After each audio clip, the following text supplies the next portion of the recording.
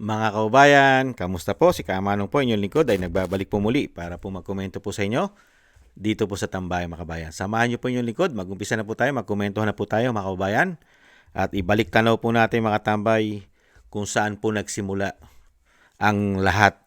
Kaya po grabe po nilang napolitika dahil nagsabi po ng katotohanan ang dating Pangulong Duterte. Lalong-lalo po sa mga masama nilang balakin at gusto nilang gawin sa ating bansa. Hindi po ba? At si dating Pangulong Duterte po ay binulgar po lahat ang mga plano nila, lalong-lalo po ang bisyo na pulburon ng tinatawag pong bangag ng kanyang kapatid. Kaya nga po siya ay pinatapon di umano. Kidnapping ang ginawa sa kanya. Dahil ito po, balik tanaw po natin nung hindi pa po siya pinatatapon sa dahig. Ito po ang mga binunyag ng dating Pangulo na may presidente, mga kababayan. Umpisahan na po natin ang ating dating Pangulo.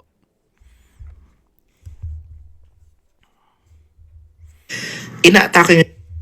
Walang preno ang mga binitawang tirada ni dating Pangulong Duterte laban kay Pangulong Bongbong Marcos kahapon. Bukod sa pagtuligsa sa umano'y nilulutong People's Initiative ng administrasyon, ibinunyag din niya na matagal na raw nasa watchlist ng PDEA si PBBM. Nasa frontline ng balitang yan, si Gio Robles. May drug addict tayo na presidente. Yan. Yan ang pasabog ni dating Pangulong Rodrigo Duterte laban kay Pangulong Bongbong Marcos sa harap ng higit 50,000 dumalo sa One Nation, One Opposition Prayer Rally laban sa charter change sa Davao City kagabi. Nung ako'y mayor, pinakitaan ako ng evidence ng PDEA. Doon sa listahan, nandoon yung pangalan mo.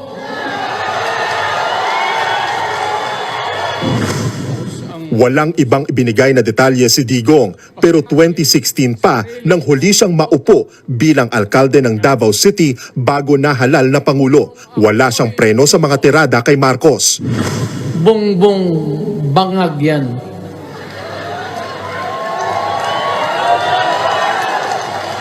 That's why sinasabi ko na sa inyo ngayon, si Bongbong Marcos bangag noon, ngayong presidente na bangag natin ang presidente. Kayong mga military, alam ninyo yan. Lalo na yung nasa Malacanang. Matagal raw pinilit na manahimik ng dating Pangulo pero sa kabila ng mabibigat na paratang na binitawan laban sa presidente, nanindigan ito na hindi siya hihingi ng tawad kay PBBM. Kagawan mo yan eh. It is your responsibility sa sarili mo. What you do in this world binds you. Iyo yan. Huwag mong sisihin ang ibang tao kasi sarili mong utak at katawan yan. Binatikos rin ni Duterte ang umano'y bayaran kapalit ng mga lagda sa People's Initiative upang baguhin ang saligang batas. Giit ni Duterte, walang dapat baguhin sa konstitusyon. Tila pinasaringan din ni Duterte si First Lady Liza Araneta Marcos at isa pang mambabatas. Sila raw kasi ang mga mastermind sa People's Initiative. Mabuti sana kung bright kayo. Kung drug addict ka lang naman at may asawa kang hungry for power, tapos may isa itong taga Leyte, gusto siyang mag-prime minister. Babala ng dating Pangulo, dapat tuldukan ng People's Initiative. Dahil kung hindi, baka matulad daw si PBBM sa kanyang ama. Sabi ko nga sa iyo, Mr. President, kaibigan kita, Bingbong. Pag pinilit mo ito, lalabas ka ng Malacanang kagaya noong panahon na pinalayas kayo. Pumapasok kayo ng alanganin. Mr. President, baka susunod ka sa dinaanan ng tatay mo. Diyan ako takot. Ayaw ko mangyari sa iyo yan. Bukod sa pamilya Duterte, present din sa rally ang kapatid mismo ni PBBM na si Senator Amy Marcos. Personal niyang narinig ang mga banat ni Duterte, pero tumanggi na siyang magpaunlak ng panayam sa media. Wala pa namang formal na tugon ng palasyo sa mga pahayag ng dating Pangulo. Wala pa rin pahayag.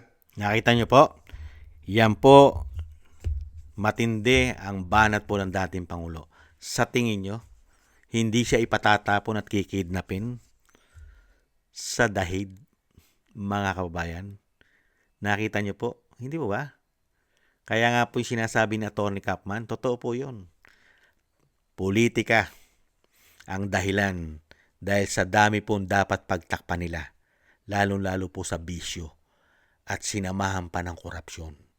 Hindi mo ba ipatatapon ang dating Pangulo ng walang due process? Mga kababayan, hindi mo ba ipapatapon ito?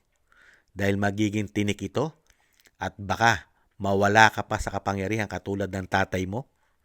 Hindi po ba? Kasi kung nananatili sa bansa ang dating Pangulong Duterte, sa tingin nyo, mga kababayan, mananahimik ang dating Pangulo na ganito ang nangyayari sa ating bansa, lalong-lalo sa korupsyon at issue ng pulburon, lalong-lalo yung ginawa nila na mahigit 3 taon na pagnanakaw sa ating buwis at pati ang mga inuutang at nahandyan pa ang ginto at yung Maharlika Investment Fund, hindi pa natin alam yan, yung PhilHealth, GSIS, SSS, di ba? At yung PDIC, may issue pa sa loto. Hindi po ba? Sa tingin nyo? Kaya nga po, pati ang ating mga men in uniform, ano sabi ng dating Pangulo? Alam niyo yan na talagang gumagamit siya ng pulburon. Alam ninyo, mga men in uniform, lalo-lalo po yung nasa Malacanang. Hindi po ba? At nagsinungaling po ba si dating Pangulong Duterte, mga kabayan? Siya po ba'y nagsinungaling? Mali po ba ang kanyang ginawa? Mali po ba yung sinabi niya na ang bangag at sinasabing matagal ng bangag? Mga kabayan, sinungaling po ba ang dating Pangulo? Mismong kapatid niya ang nagpatotoo. Mismong kapatid niya, bata pa lang sila, problema na ng pamilya. Si bangag. Ito po, pakinggan po natin. Kaya po lahat ng sinabi ni dating Pangulong Duterte, kaya po siya na politika at kaya po siya nasa dahig ngayon. Hindi po ba? At napakarami nilang issue. Lahat ito ay pinatunayan ni Senadora Amy Marcos. Pati po ang asawa na gumagamit din pala ng pulburon. Ito po, pakinggan po natin si Senadora Amy Marcos. Mayor, former President, bilang senador, bilang kapatid, bilang Pilipino. Bata pa lamang kami ni Bongbong. Alam na ng buong pamilya ang problema sa kanya.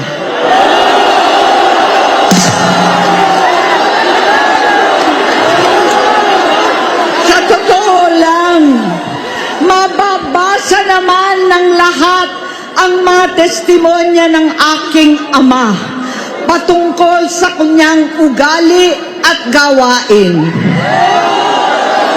Noon, dahil may tatay pa kami, hindi ko pa siya responsibilidad. Noong tumatanda, ay mas naging nakakabahala. Batid ko na nagda-drug siya.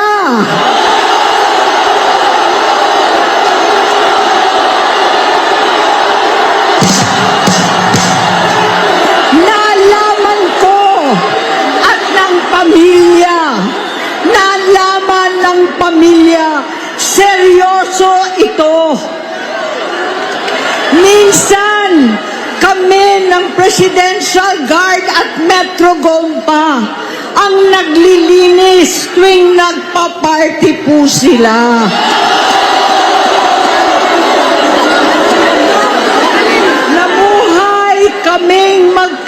kapatid sa ibang bansa, kami-kami lang.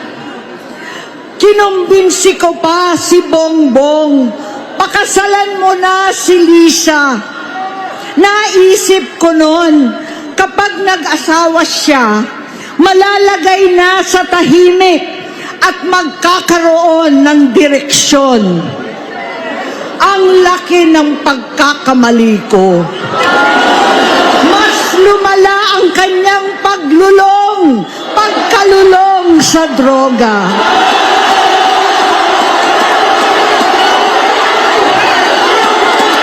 Dahil parehas pala silang mag-asawa.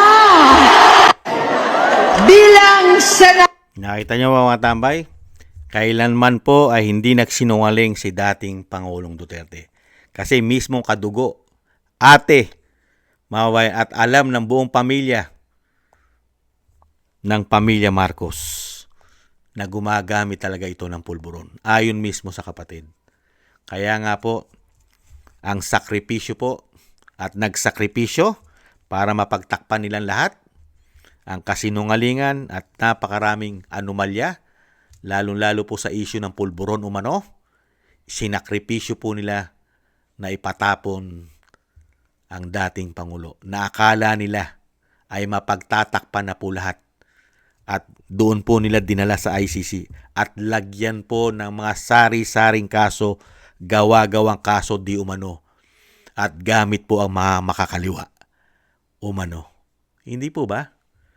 Alam na alam mo na po ang body language nila. Ang mga diskarte nilang bulok. Kaya po lahat ng sinabi ni Atty. Kapman, 100% na alam ng administrasyon po ni Bongit ang ginawa nila kay dating Pangulong Duterte. Dahil kung ang ginawa po nila, mga kabayan, ay hindi po sabwatan at ginawa po nila ay tamang proseso, never po nilang gagawin ito kung sila po ay nasa tama at wala silang maitim na balak sa dating Pangulong Duterte. Kung talaga ang layunin nila ay tama, wala pong gagawa ng tama pagka ganitong proseso na paghuli ang gagawin mo. Tingnan po natin, balik tanaw po natin. Yan po ba ang tamang proseso? I was born. Ang anak ko pupunta dito. Hindi darating yun. Kasi hindi mangyayari yun. Bigyan mo ng pagkakataon. Kung gano'n, okay lang po. Hindi nga papasukin and make it clear. Yes, sir. Hindi pa pasukin yan. Hindi ninyo, ikaw, Yes, sir. hindi mo Upon the order. pinipili mo pinapatok. Yes, sir. Upon the order, sir. Ang sabi ko, ang abogado ko, ang anak ko na babae, This incident happened around 9:05 in the evening of March 11th, 2025, minutes before former President Rodi Duterte was about to board the chartered jet that would take him straight to The Hague in the Netherlands. Notice how former President Duterte was trying to interrogate General Torre. Hindi pa pasukin yan. hindi ninyo, ikaw, Yes, sir. hindi mo Upon the order. pinipili mo pinapatok. Yes, sir. Upon the order, sir. He deliberately repeated his question to pin down the general, who was determined to deny the former president of his right to counsel. Under Article 3, Section 12, any person under investigation for the commission of an offence shall have the right to be informed of his right to remain silent and to have competent and independent counsel, preferably of his own choice. If the person cannot afford the services of counsel, he must be provided with one. These rights cannot be waived except in writing and in the presence of counsel. This is solid proof and irrefutable evidence that General Torre deliberately denied FPRRD his constitutional right to a counsel of his choice. Ang anak ko, Nakita niyo mga katambay? Kung ikaw po ba ay hindi mo pinulitika at ikaw ay sumusunod sa saligang batas sa ating konstitusyon, ganyan po ba ang gagawin mong proseso na paghuli sa isang dating Pangulo, isang piskal, isang abogado, ganyang proseso? Hindi mo na pinalabas ng Villamor Air Base at ang warrant of arrest ay nasa cellphone mo lang at hindi mo dinala sa hukuman? Sige nga, dahil nga po sa ginawa ni dating Pangulong Duterte na binunyag niya lahat. Dahil nga lang po hindi po ito nahuli ng PDEA, nung panahon ni dating Pangulong Duterte ay nakiusap po kasi. Hindi po ba? Yan po ang katotohanan. Sinabi po rin yan ni dating Pangulong Duterte na nakiusap sa kanya ang ate.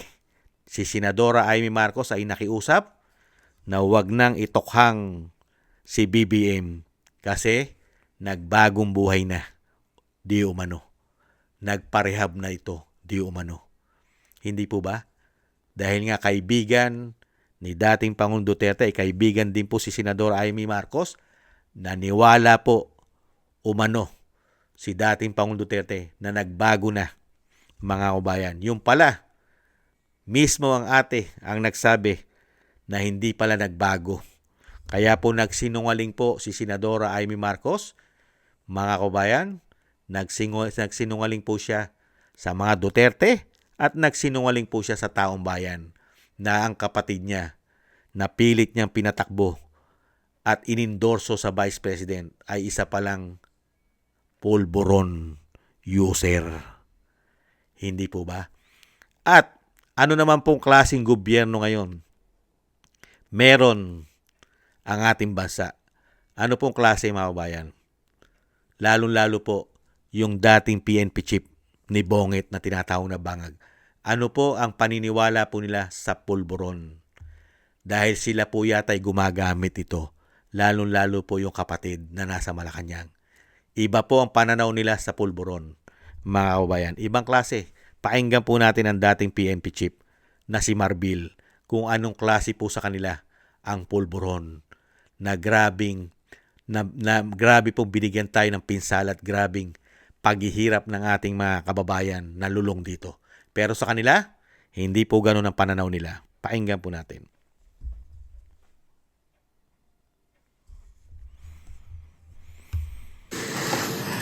Let's get very direct on this, sir. So is or are drug-related crimes on the rise, sir? No. Mas mababa kami ng 60% based on sa data namin. Ha?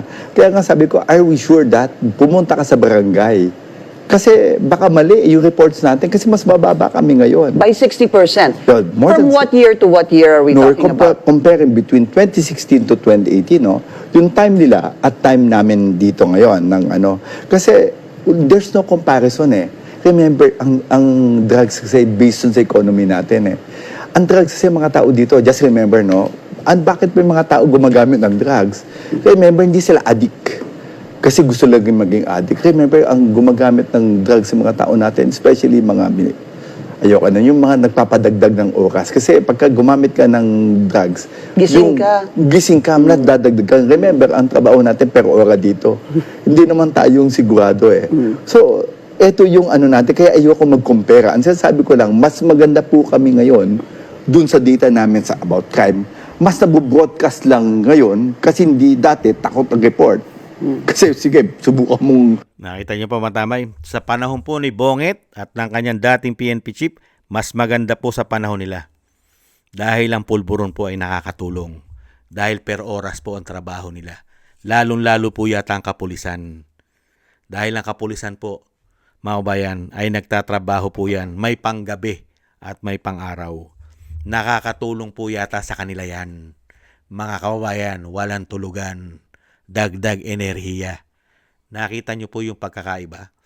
Sa administrasyon po ngayon, hindi na po salot ang pulburon. Nakakatulong na po, mga kababayan. Pero nakita naman po natin kung ano po ang nangyari sa ating bansa. Lumagana po ang krimen, lalong-lalo sa mga gumagamit nito't lulong. Hindi po ba? Sari-saring krimen ang nagagawa po niyan. Nanyunyugi pa, nanggagahasa, nagnanakaw, nango-hold up. Hindi po ba? Papasukin ka pa sa bahay mo. Pero pagdating po sa dating PNP chief na si Marbil, hindi po maituturing na masamang bisyo yan. Nakakatulong pa yan sa kanila. Umano, nakakatulong pa sa kanila dahil per oras po trabaho nila. Kailangan po'y dilat na dilat sila. Mga kababayan, malakas ang enerhiya. Ibang klase po. Yan po, mga kababayan, ang isang dahilan. Kaya po naipatapon po nila ang dating Pangulong Duterte sa dahig. kahit po walang kaso na nililitis sa ating bansa. Walang kaso, malinis pa ang record, pero naipatapong po nila. May sarili tayong judicial, may sarili tayong hustisya, may sarili tayong Korte Suprema, may sarili tayong saligang batas, meron tayong sariling konstitusyon, at meron po tayong malayang pamahalaan, at meron po tayong Bill of Rights.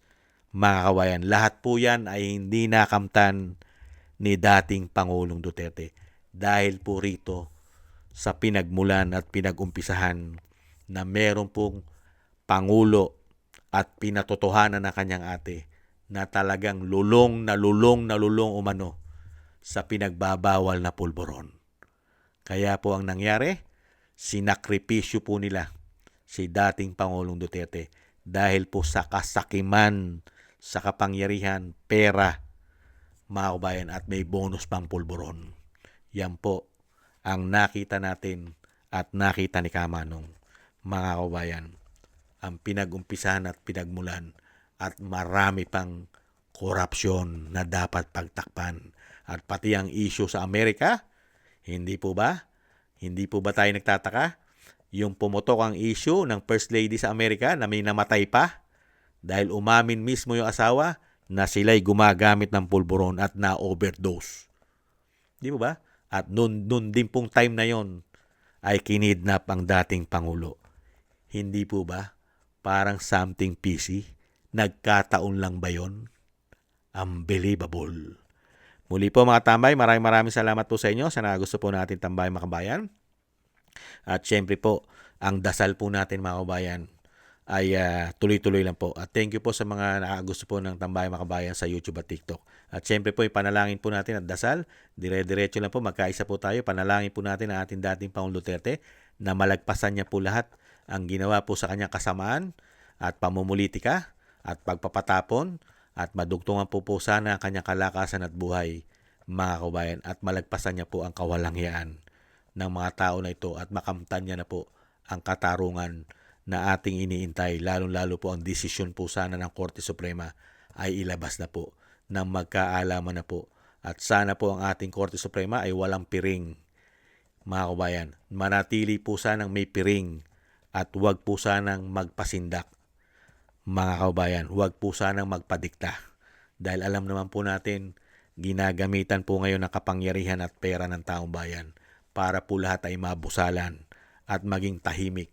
Katulad po yata ng mga men in uniform generals natin. Hindi kaya?